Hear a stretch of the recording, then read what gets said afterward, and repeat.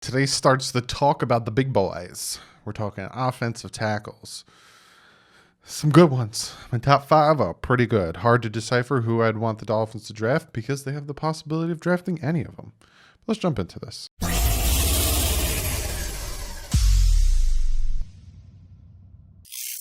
What is up, Finn fans? Yes. We're talking big boys. Today's tackles. Monday is guard center. And then Tuesday, I'm doing the whole entire D-line. You're going to get a long video on Tuesday. You're getting the DNs and the DTs.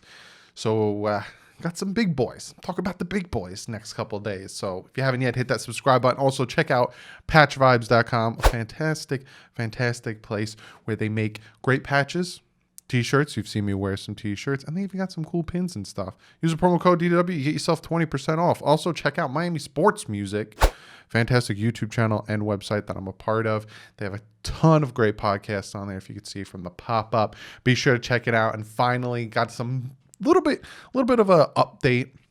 If you notice, I'm wearing my merch, right? It's the front. On the back, it says, fins up. Stay classy, fins up. I messed up my own saying. I'm working on new merch. I'm actually working on getting hats. So I'm working on getting like actual hats and then beanies. It's taking a minute, and I have new merch coming out. So if you want to grab some, you can see it below. But like I said, I got some new stuff coming out. But let's jump into this. I think this is the quickest I've rambled in the beginning of my videos. No new Patreons or members, so no shout outs there. But let's jump into this, right? Top 5 tackles in this draft. This is big, right?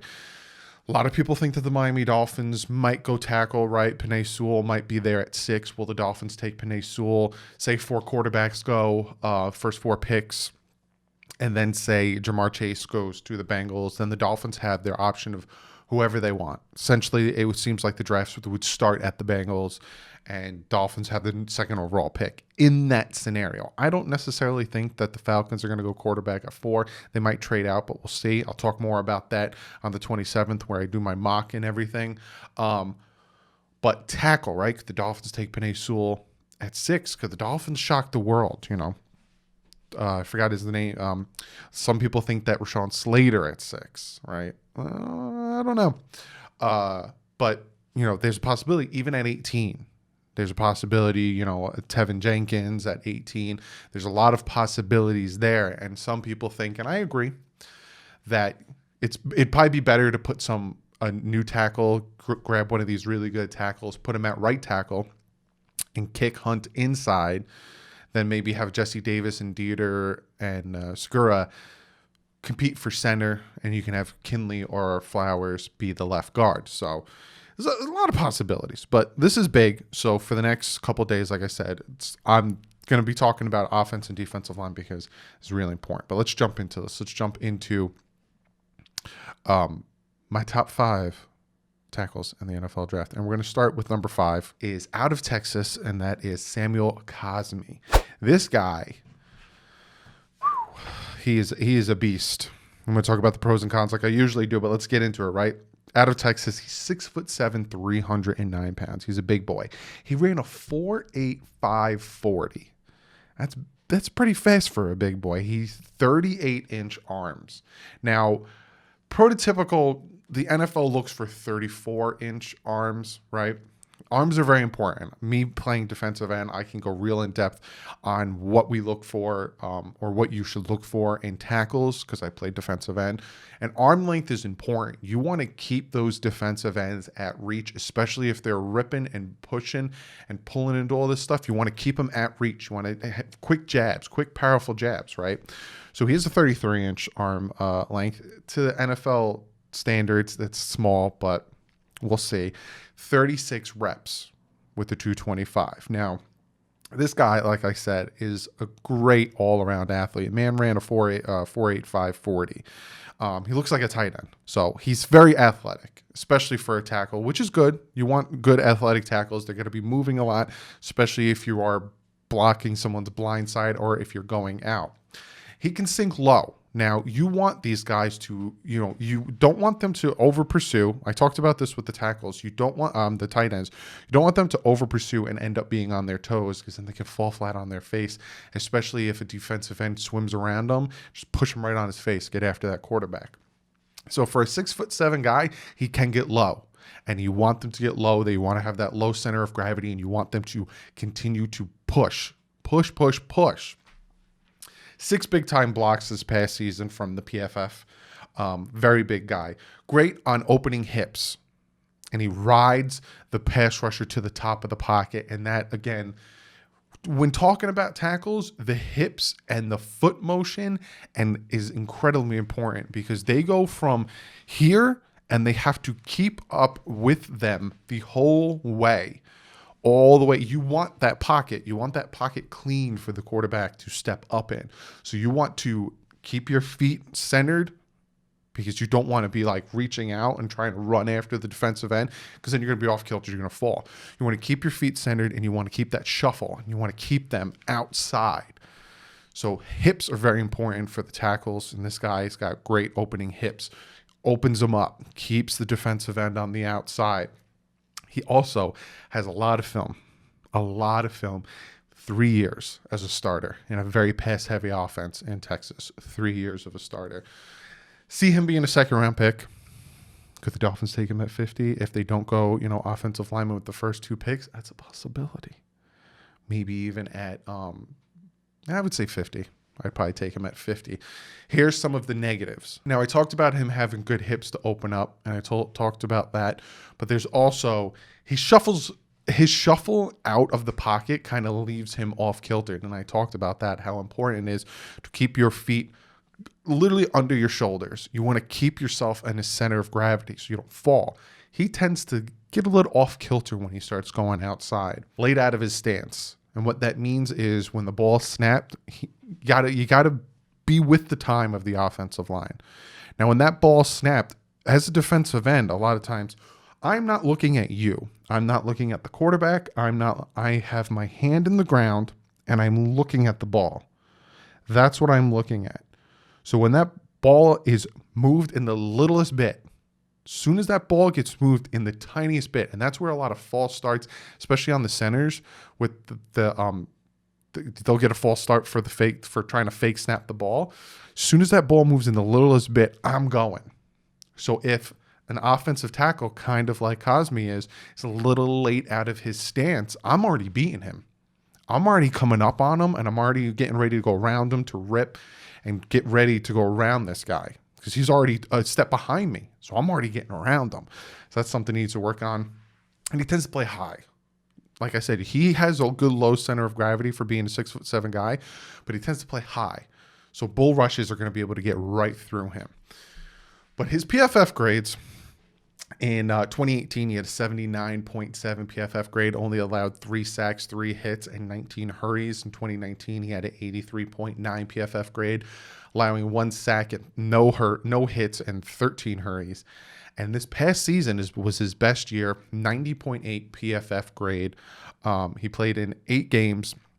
He had 2 sacks, 1 hits, and only 5 hurries. He had a little bit less play time from his other 2 years. But again, I have this guy as my number 5. Incredible athlete, especially at the tackle position. And the fact that he played as much as he did, very good pick here. My number 4 tackle in this draft is out of Oklahoma State, and that is TEVEN Jenkins. 6'6", 320 pounds, ran a 4.96 40, has 33.5-inch arm length. Again, prototypical NFL, they're looking for 34. I don't think any of my top guys have past 34-inch arm length, but 36 reps at the bench press. This is another guy, and I've seen people mock him to the Dolphins at 18. He's definitely a first-round pick. He's definitely out of OSU. A very, very, very good tackle. He's incredibly strong,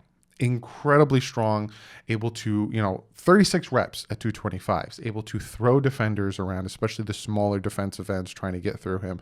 Great, great strength there. His hands and upper body, like I told you guys, you want to have those very powerful hits. You want to keep them on the outside of you. When you want to drive, you want to move the defensive end away from your quarterback. If you can get him to the ground, get him to the ground. You knock your one guy to the ground, look for someone else to hit. But if you don't, you want to keep jabbing them and keeping them away. Very, very good at that. His great balance in pass sets. Great balance. And again, you're going to hear me say this over and over again when I talk about these guys.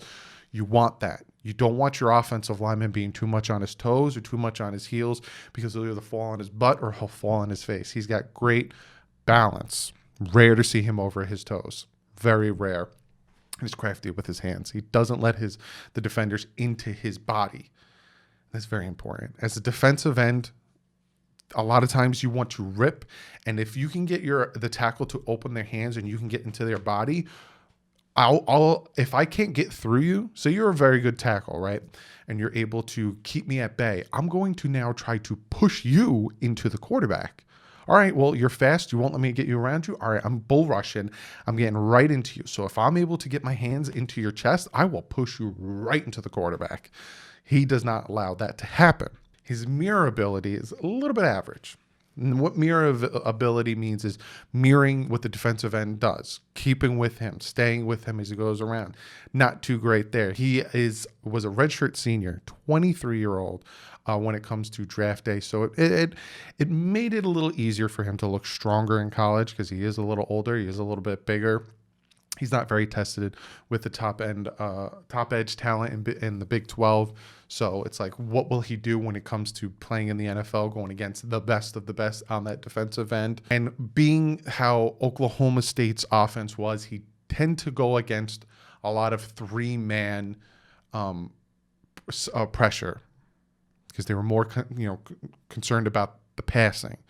Now, if you notice a lot of these negatives about him, I think there's like one or two about his technique. Other than that, it's more just semantics.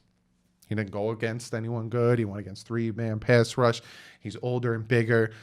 Semantics. Again, this guy's going to be a first-round pick. He's a top 20 pick. He's a very, very good tackle that if the Dolphins take him at 18, I'm good with that. I'm actually really good with that. Looking at his PFF grades in 2018, he was 78.8 with only 2 sacks and 1 hit and 18 hurries in 13 games. 2019, 85.7 out of 12 games. He had 0 sacks, 0 hits, and 7 hurries. And in 2020, out of 7 games, he had 0 sacks, 2 hits, and 2 hurries. Now we're getting to my top 3. And my number 3 is out of Virginia Tech. And this is Christian DARRISAW. Big boy, 6'5", 314. He was a junior. He didn't have any stats. As of me recording this, I don't have a 40 on him. I don't have a rep on him. And I don't really have his arm length on him. If you want, if it's out there and I haven't seen it yet, comment it below. Funny thing is, I'm looking at PFF right now. His NFL comparison is Eric Flowers. I don't know if that's a good thing if you're talking tackles. Eric Flowers is better at guard, but all right, we'll see how that goes. But looking at this tackle, right, he's powerful. He's a powerful guy.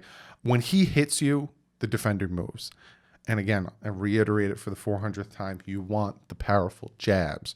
You want to keep those defensive ends. You want to keep those defensive tackles at bay. You want to keep them back. So you want those powerful jabs. He is very good at that. 13 big-time blocks, tied for second amongst offensive tackles. Like I said, his punches stop people in their tracks. Great upper body strength. Absolutely great upper body strength. Never gets overextended. And he's confident in what he does. A lot of times what you'll see is a lot of these tackles will get overextended because they'll chase defensive ends. They'll be trying to get them. They'll trying to get hands on people. Let them come to you. It's that hike. You come up. You stay where you're going to be. You keep them where you want them. Keep moving. You keep them where you want them. Don't go after somebody because all of a sudden you're on your toes going after them. Stay where you're at. They hike the ball. You come up. You're in your stance. Just keep where you're at. It's kind of like boxing. You just keep where you're at. He faced a lot of talent in the ACC. And a lot of these guys are going to be playing in the NFL. So he kind of knows what he's going up against.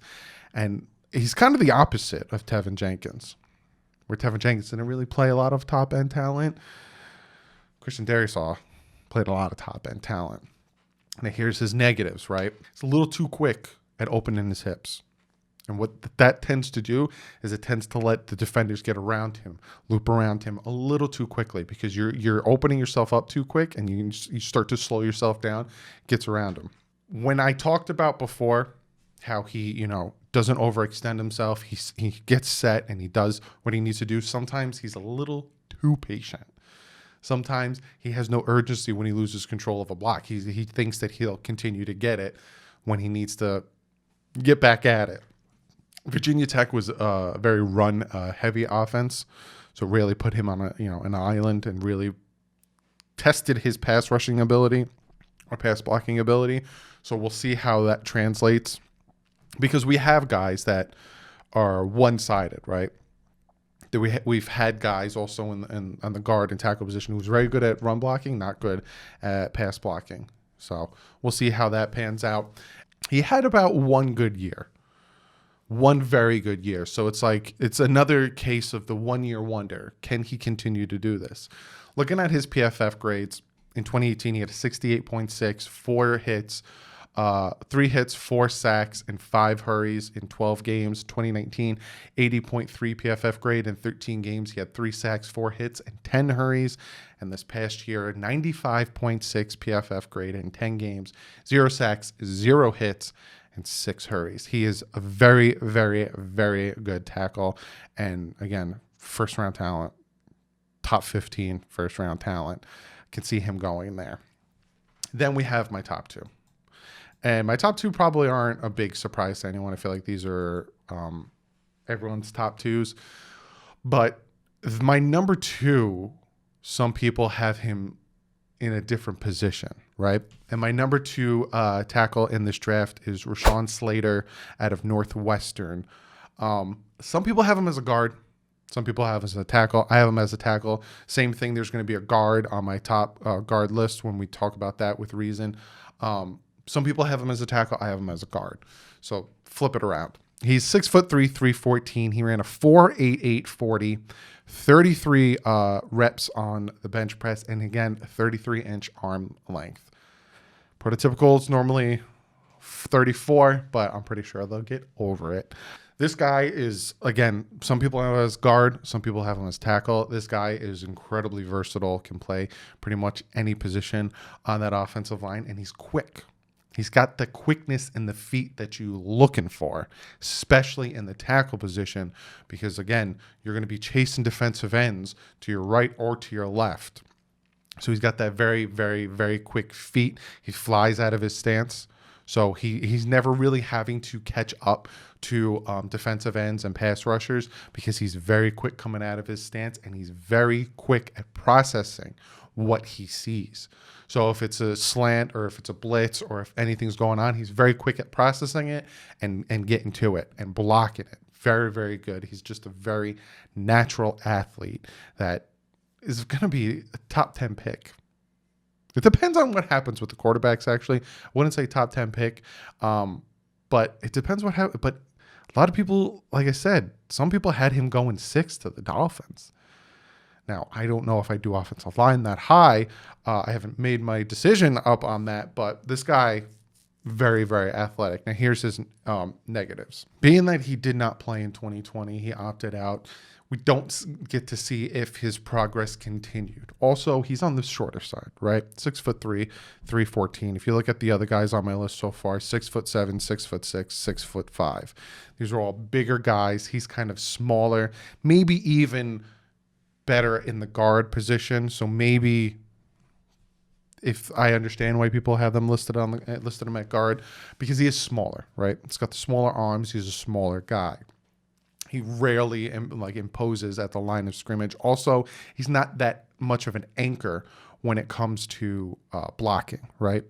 He kind of gets pushed back and falls back a lot into the pocket, where you want those bigger guys. He is, like I said, in the pros, he's very fast. He's very fast with his feet. He's very fast at recognizing and picking up blitzes and all that stuff. But he's small.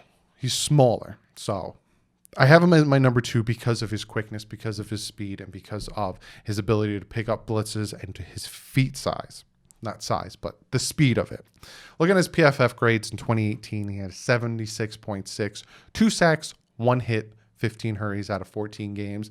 And in 2019, he had a 90 PFF grade, 11 games, 0 sacks, 1 hit, 4 hurries. And again, he opted out in 2020. Now, my number 1 tackle in the NFL draft. I'm pretty sure you all can guess who my number 1 is. And I will say this name right. Some people say his name wrong. It's PENEI SEWELL.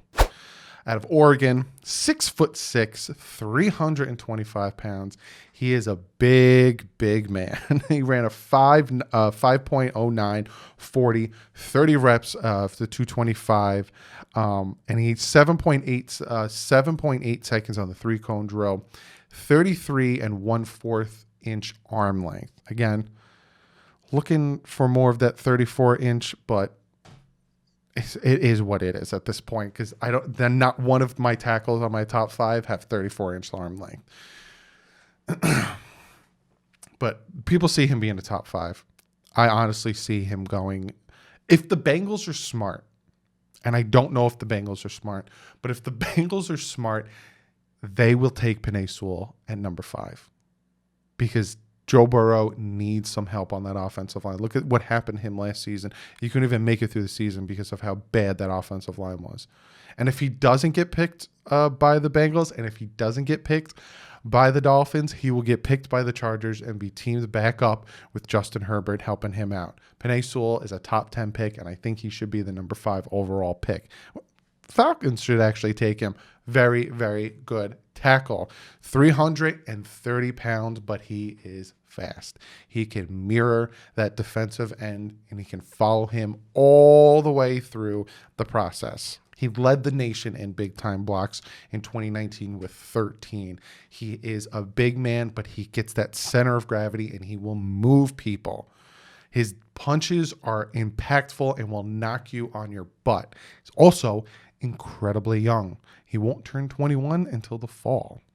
So he's very young, very big, very powerful, and very good offensive tackle. Now, here's his negatives. Oregon ran a very screen-heavy offense, so you didn't really get to see much of his one-on-ones and see how he can do in that aspect of it. And he faced very few top-tier pass rushers in the Pac-12. Also, again, same thing with RASHAWN SLATER. We didn't get to see the progression. He opted out in 2020, so we didn't get to see if his progression will continue to get better.